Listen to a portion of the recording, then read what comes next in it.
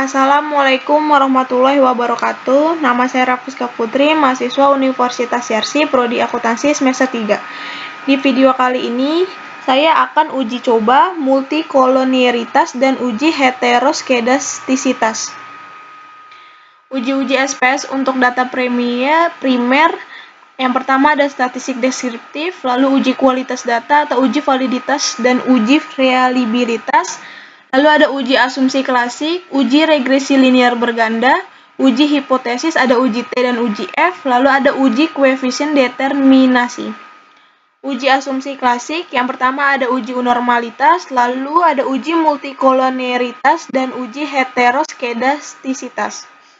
Uji multikolonialitas menurut Ghazali 2011, uji multikolonialitas bertujuan untuk menguji apakah model regresi ditemukan adanya korelasi antar variabel bebas.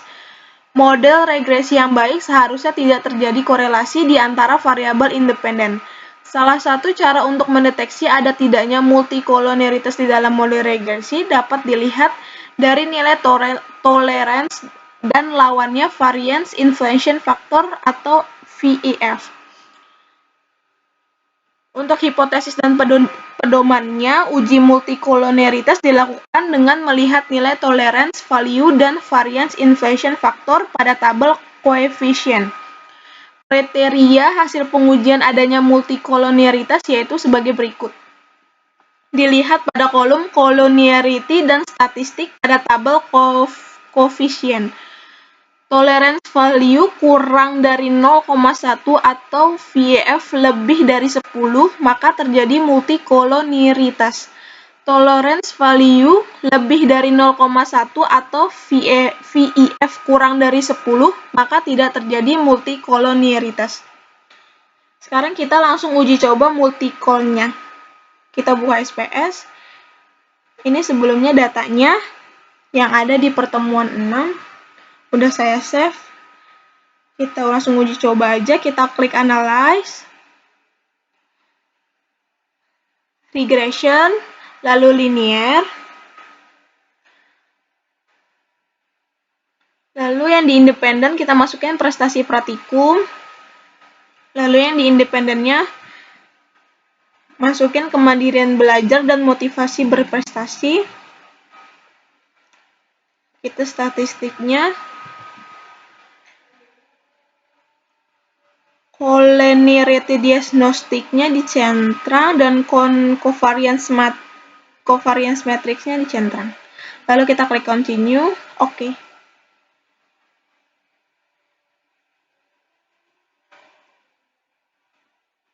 Nah, ini udah keluar outputnya. Untuk yang uji multikol, kita lihatnya tadi pada tabel koefisien ya. Pada nilai tolerance dan VIF. Nah, pada tabel kemandirian belajar, nilai toleransinya 0,789, yang mana itu lebih besar dari 0,1. Nah, untuk yang VF-nya 1,268, yang berarti lebih kecil dari 10. Maka untuk variabel kemandirian belajar ini tidak terjadi multikol. Sekarang yang untuk yang variabel motivasi berprestasi hasilnya sama tadi, berarti tidak terjadi multikol juga. Sekarang kita lanjut aja pada uji coba heteroskedastisitas. Kita buka dulu PPT-nya. Nah, uji heteroskedastisitas menurut Ghazali 2018, uji heteroskedastisitas bertujuan untuk menguji apakah dalam model regresi terjadi ketidaksamaan varians dari residual satu pengamatan ke pengamatan yang lain. Model regresi yang baik adalah yang homoskedastisitas atau tidak terjadi heteroskedastisitas. Uji heteroskedastisitas dengan grafik plot atau ZPRD dan CRE-SID. Pada umumnya, model regresi yang baik yaitu model regresi yang terbebas dari masalah heteroskedastisitas. Untuk menguji asumsi heteroskedastisitas dapat menggunakan grafik scatter plot. Grafik scatter plot melihat antara nilai prediksi variabel dependen yaitu ZPRED dengan residualnya SRE-SID. Deteksi ada tidaknya heteroskedastisitas dapat dilakukan dengan melihat ada tidaknya pola tertentu pada grafik scatter plot antara SRE-SID dan ZPRED yang telah diprediksi.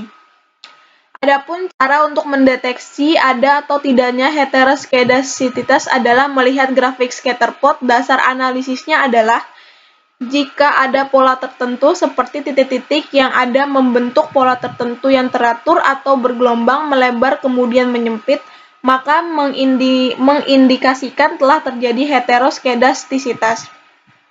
Jika tidak ada pola yang jelas serta titik-titik menyebar di atas dan di bawah angka 0 O pada sumbu Y, maka tidak terjadi heteroskedastisitas.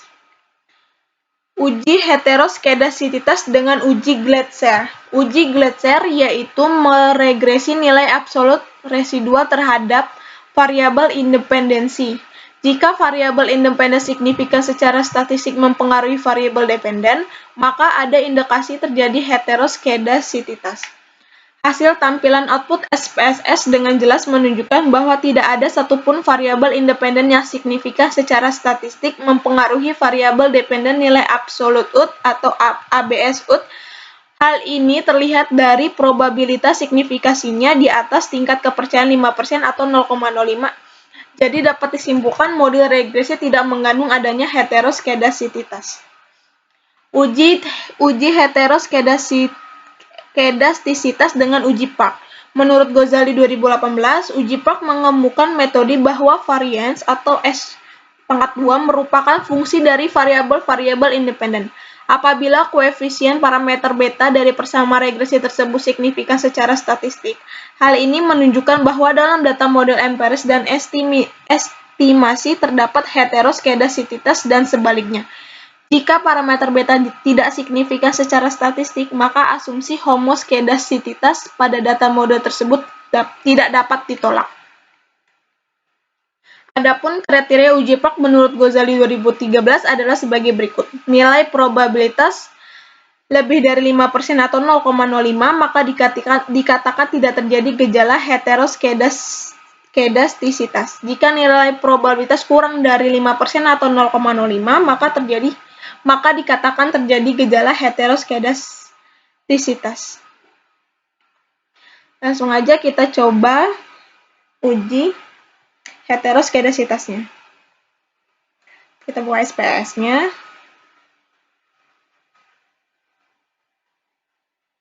Untuk uji coba yang pertama, kita akan menggunakan grafik. Langsung aja kita klik Analyze, Regression, lalu Linear. Untuk dependen dan independennya masih sama. Plots-nya kita ganti aja yang di Y dan X-nya. Untuk yang Y-nya kita pilih yang SRE-SID, yang X-nya kita pilih yang ZPRED. Lalu yang histogram dan normal probabilitas plotnya nggak usah dicentang, lalu kita klik Continue, lalu OK.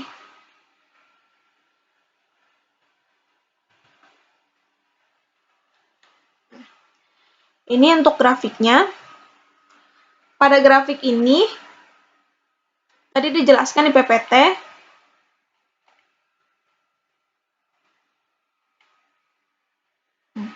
jika ada pola tertentu seperti titik-titik yang ada membentuk pola tertentu yang teratur atau bergelombang dan melebar kemudian menyempit, maka mengindikasikan telah terjadi heteroskedastisitas.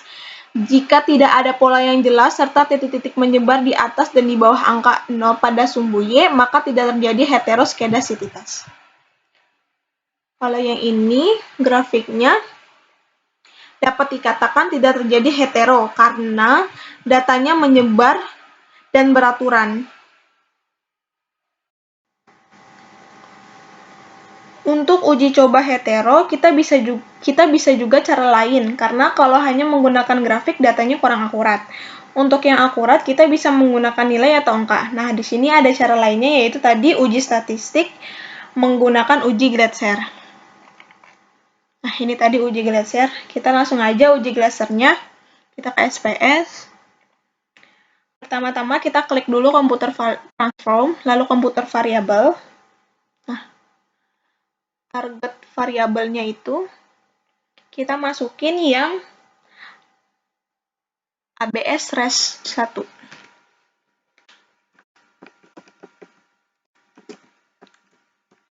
Kita klik di sini ABS res 1. Lalu function grupnya all. Function and special variable-nya kita pilih yang ABS.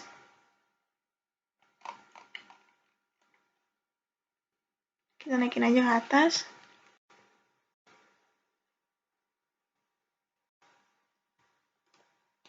Lalu numeric ininya kita pilih, kita tulis ABS, lalu res 1. Nah, kalau sudah kita klik OK.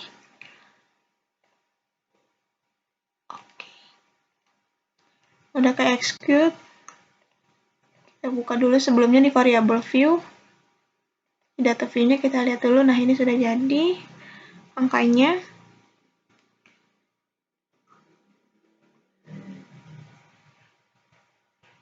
Maaf, kepencet.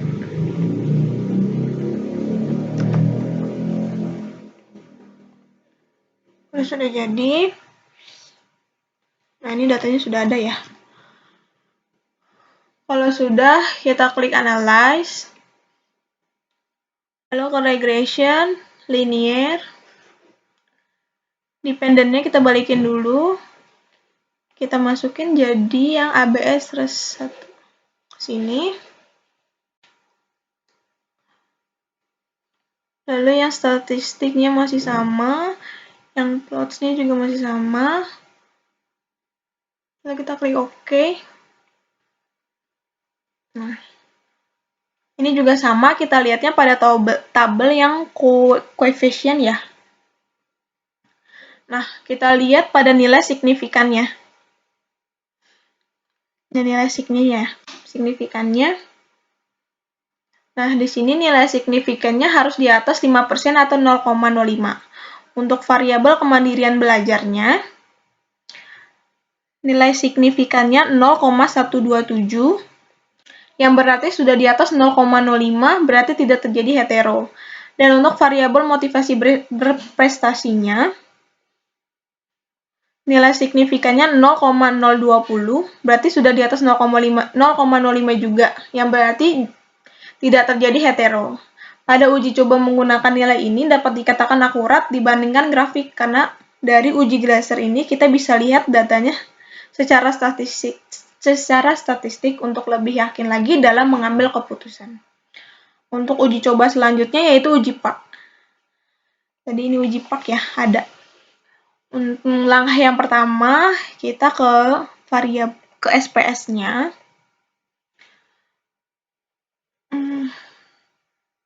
Nah, kita ke SPS-nya ke variable view, kita lihat dulu. Kita ganti dulu yang measure-nya ini. Untuk yang res 1 kita ganti scale. LLN RS juga kita ganti scale juga. Nah, tipenya harus numerik juga semuanya ya. Kalau masih string, datanya nggak bisa diolah. Sekarang kita ke transform. Komputer variabel sama. Targetnya ini sekarang kita ganti.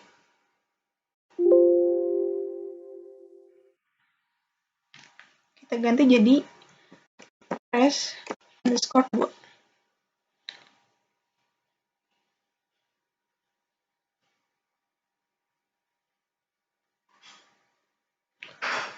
Nah, function groupnya masih sama, all. Function and special variables masih sama ABS. Yang ini kita ganti aja.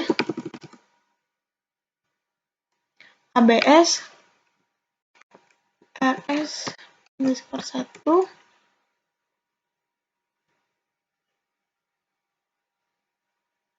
lalu kita kasih bintang, lalu lagi tulis rs underscore 1 lalu tutup kurung. Kalau sudah, kita klik OK.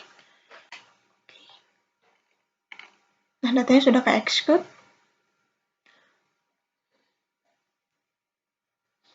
Kita lihat dulu datanya tadi kita sudah buat. Data view. Nah, ini udah kebuat. Udah kebentuk. Udah ada juga hasilnya. Lalu kita computer variable transform, computer variable lagi. Nah, sekarang kita ganti target variable ln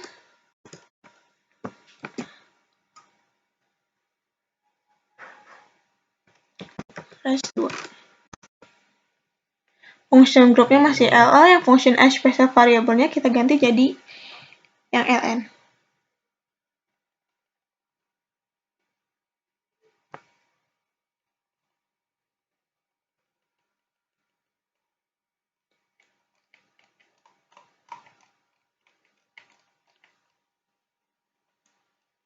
Nah, ini kita pilih yang ln. Kita hapus dulu. Kita naikin ke atas. Lalu kita klik hash underscore 2. Lalu kita klik OK. Datanya sudah ke execute. Lalu kita ke data view-nya. Nah, ini sudah jadi semua yang tadi kita udah buat. Ini kita jadi 5.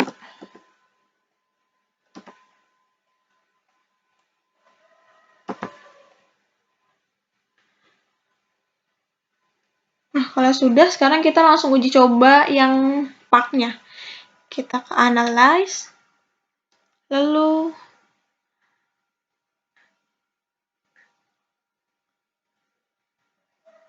kita klik regression. Lalu linear. Nah, yang dependennya kita ubah. Jadi kita masukin yang di sini yang ln.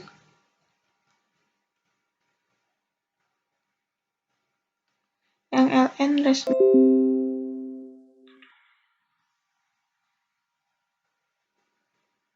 Lalu kita ke statistiknya, yang collinearity dan diagnostiknya di uncheck. Yang ini juga sama di uncheck. Lalu continue. Lalu kita klik OK. Nah, kita lihat juga sama di kolom coefficient-nya. Nah, di sini nilai signifikannya pada variabel kemandirian belajarnya 0,260 yang mana lebih besar dari 0,05, maka tidak terjadi gejala heterokedasitas. Untuk yang variabel motivasi berprestasinya nilai signifikannya 0,0666 yang berarti di atas 0,05, maka tidak terjadi juga heterokedasitas. Sekian video saya kali ini. Mohon maaf kalau ada kekurangan. Wassalamualaikum warahmatullahi wabarakatuh.